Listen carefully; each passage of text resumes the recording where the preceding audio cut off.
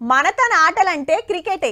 ఊర్లైనా పట్నమైనా సెలవు వచ్చిందంటే చాలు బాలు బ్యాటు వికెట్లు పట్టుకొని గ్రౌండ్ కురుకుడే, లేదంటే ఇంట్లోనే కూకొని ఫోన్లా వీడియో గేమ్లు ఆడుతుంటారు వీర లెవెల్లా. కానీ kabaddi, tennis, badminton, shuttle, javelin throw, long jump, high jump, running, కుస్తీ పోటీల దిక్కు చూస్తోలుస్తుండరు.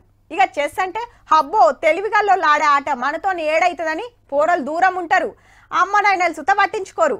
ఇక ముచ్చటైందంటే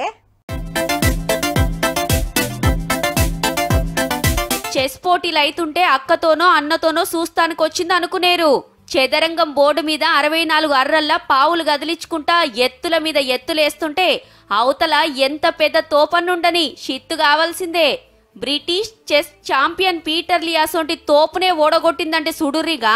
బయటి దేశం హంగేరీలో నడుస్తున్న చెస్ ఒలింపియాడ్ల ఇప్పుడు అందరి సూపు గీ 9 ఏండ్ల పాప మీదనే. ఇంగ్లాండ్ తరపున బరిలోకి దిగిన బుజ్జి పేరు బోధన. తమిళనాడైతే లండన్ కు బతకవేర్రు.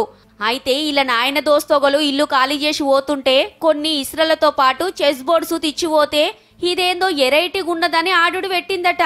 మళ్ళా కోచ్ ఎవ్వరు లేరుల్లో అంతా కరోనా టైంలో యూట్యూబ్ లో చూసి నేర్సిందట ఎత్తులు ఎట్లెయ్యాలని. ఇది 4 ఏండ్ల కిందటి ముచ్చట. అంటే 5 ఏండ్ల వయసులోనే చెస్ ఆడుడు చాలు చేసిందన్నట్టు.